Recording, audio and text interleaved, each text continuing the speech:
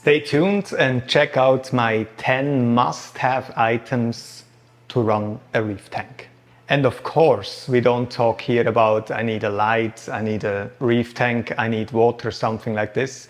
We talk about special items, so check it out till the final and last one, because there's maybe some surprises in there. Starting with number 10, those are the test kits I use. I only use 3 test kits. I don't test for anything else next to temperature and salinity. I use the high range nitrate test from Hanna, the ultra low range phosphate, and the alkalinity. Make sure if you get the alkalinity, you get the marine one, that one that says on the top DKH. That's the one I use. For nitrates, I always try to get around 10 parts per million. And for phosphate, I try to get around 0.1 or a little bit below. But I also don't make myself crazy. That's why I go for 10 and 0.1. Because I feel like if I go too low, then usually I don't have a very nice coloration, at least on my corals in my tank. So the numbers you have to think about is 10, 0.1, and for alkalinity I go between 8 and 9 DKH. Item number 9 is all for reef. So you see there's a lot of bottles and boxes I have here, but most of them are actually now empty.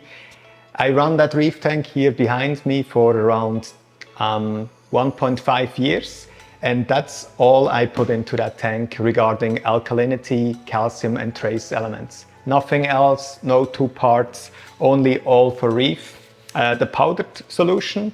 Back in the days I used the liquid solution, but the powdered solution is definitely way cheaper, so make sure you get the powdered one.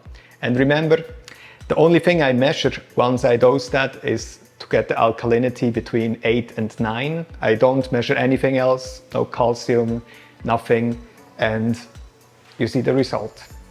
Item number 8 is Brightwell Aquatics Phosphate E, or however I pronounce that. It's a solution that you can reduce in a chemical way the phosphate in your reef tank. And I tried a lot of things. I never did actually GFO or something like this, but I tried a couple other things, including a refugium to lower my phosphate. And that thing actually helped by far the best. And I didn't saw any kind of harm to my tank. I use that now for around half a year, more or less on my tank, and was able to bring down the phosphate in my tank, who was almost at 0.4 to a more or less stable 0.1 or even a little bit below. I have to say, if you read it about in the internet, it actually says you have to give a one-time dose and then it removes all the phosphate all the way down to the value you actually calculated.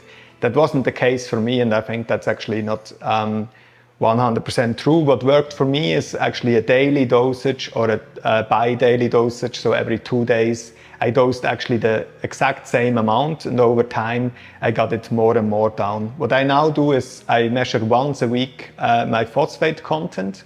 If I'm getting over 0.1, I start again dosing it a little bit for 1 or 2 days.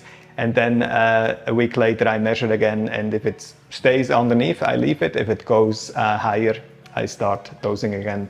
Brightwell Aquatics Phosphate E. There's definitely also some similar products from other manufacturers, so definitely check out whatever you want. That one was just working like wonders for me. Item number 7 is an autodoser, because the All for Reef solution, which is the only thing I dose on my system, I definitely don't want to try to dose that manually every day, because I would definitely forget it a day, or kind of it would be just super uncomfortable. A dosing system for your reef tank you can get from Amazon. There's kind of some dosers like Chibao, and kind of like it's an Asian brand, which you can get for around $30 to $40 with 1 or 3 dosing heads. On that system I actually use a single doser from Kamoer, the X1 pump, but there's a lot of different ones. But the biggest thing for me is actually that complete automation, and when you then measure your values after a week, that you can just fine tune it a little bit and just go a little bit down if the value was too high, and a little bit up with your dosage in case it wasn't enough. Item number 6 is actually something that we have to search for inside the aquarium. It's the Carib Sea Life Rock. You actually don't really see it now underneath the rockscape at the moment here, but just in the back when you get that, even the dry rock or the live rock, they always come in kind of weird shapes. And I get it, you can break it up and you can put it together with all that kind of cement thing.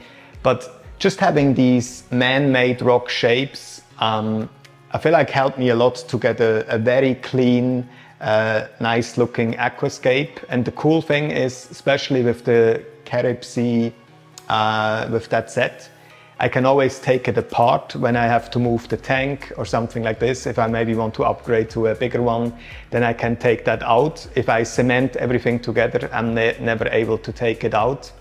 And another cool thing is actually, the worst thing for me is always when I start a new reef tank is that if I would have dry rock, if I would have all that white rock inside. So I definitely prefer the purplish kind of rock view. And if I buy the rock in that man-made thing, I can totally live with it that it's not 100% out of the sea and completely natural. I just kind of definitely do it for the look. So it worked out good for me, Carib Sea Life Rock. And I think there's also already some other brands who make kind of similar products. So definitely check it out.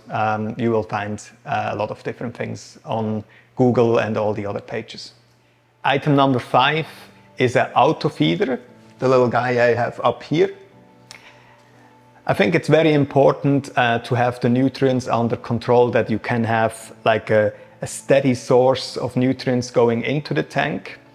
Other than feeding with the auto feeder, I also feed frozen food, but that's sometimes I feed it daily, sometimes I skip a day or something like this. But I think it's important, especially for also all your smaller fish, that you have a steady kind of amount of nutrients or food that goes into the tank. Obviously be careful to not overfeed it, but the auto feeder is my go-to solution. It also makes it much easier if you ever go to vacation. The reef tank and everything is already used to get these pellets into the system every day, and you don't kind of shock your system when you go to vacation and put a completely new auto feeder on it and then maybe even upset the tank or kind of upset the stability the tank has inside. Item number 4 is an automated filter roller. I feel like in the last 2 to 3 years the market definitely got overrun by a lot of producers from automatic filter rollers, which is great for us hobbyists because then we have great products to pick from. I still have the Clarisea Gen 2 filter roller, which I'm not too happy with about. I feel like changing the roll is just still super hard. I have to take out the whole thing, which is not the most crazy thing in the world because I do that maybe every 2 to 3 months or something like this. But if that thing ever breaks on me, I definitely go with the Red Sea Filter Mat 500 because I feel like that one, just changing that filter roll will be much easier. But just to not have to change filter socks is absolutely the greatest thing I ever done to a reef tank. I still have a filter sock on my frag tank, the Max Nano, and since I don't really feed I don't have any fish inside there, so I don't really feed that tank at all with food, so it doesn't really get clogged that easy.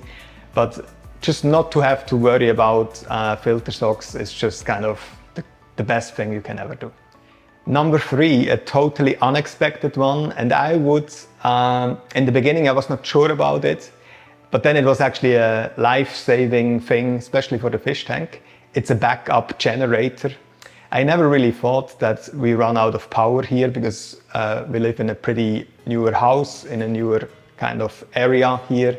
And I never really experienced a longer power outtake.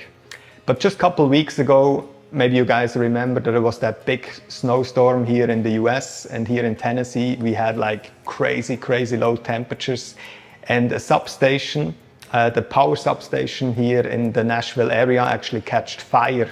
So our power was down for over 24 hours. And it was also super cold, so without any power and without any heat to the tank, I'm pretty sure certain things would heavily have suffered in the tank. I also don't have any battery backup for my wave pumps. So that's why maybe also the oxygen level in the tank would have dropped significantly, and maybe some of the fish would have had serious issues.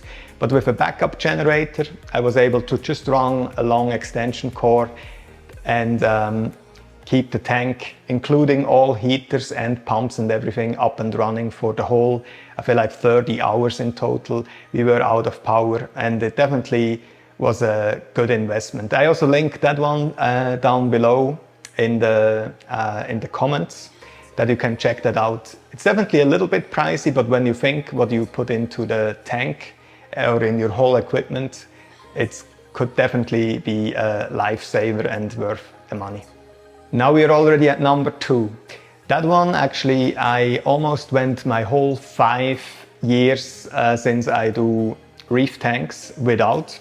And I just started to actually finally plump my RODI units to make RODI water, because especially on that tank, I go maybe through a weekly 7 to 8 gallons of RODI water. So you definitely, or it's definitely convenient to have a quick way to make that water. So I plumped the system, and I also use a booster pump because you get it so much faster. I always kind of was reading about the booster pump, but I think it's really about 3 to almost 4 times faster that you can make your RODI water, and apparently it also saves a little bit of water. But there's actually easy ways to plump your unit. I actually took the water directly from the washing machine, just run a little hose into my garage, because if I would have any leaks or something like this, then all the water would go into the garage and kind of go away from the house. And yeah, that's the whole thing. It's absolutely worth it. I remember when I always, every 1 or 2 weeks, had to go outside of our patio, take all the garden hoses, put everything inside and stuff like this. Maybe a next step would even be to plump the tank directly to the RODI system. But just from the location where I have water, that's not very convenient to do that on my tank. But that would be then obviously even one step higher in the convenience ladder. RODI system, definitely plumb it, and kind of hassle-free lifetime water storage. Now we come to number 1. It's a security camera with night vision for only about like $30, and sometimes when Amazon has that kind of special sale around the holidays, you can get them even cheaper for around, I think I bought them for almost like only $20. Just make sure you get a little film filter, orange filter, because then you have actually very clear and crisp vision to your tank, since you run some blue light. And the cool thing with those guys is, because you have night vision, you can also place one in your sump area. So you can, from everywhere in the world, also at any time have a look at your sump level, if the skimmer is overflowing, if the water level is at the same or on the correct height. It's definitely a peace of mind, $20. And it almost replaces, not really kind of a Apex system or something like this, but you can see a lot. And every time I go, if I have to leave my house for a couple days or for a vacation, I definitely use it very much and check in every day quick with my security camera. And that's it. These are really the 10 things I would totally buy again if I would start again a reef tank, or I wish I would have known when I started the reef tank to use these 10 things. I'm sure everybody has a little bit different things, and if you have maybe something you recommend to, which is a must-have, definitely put it in the comments. I'm very happy to check it out. See you next time.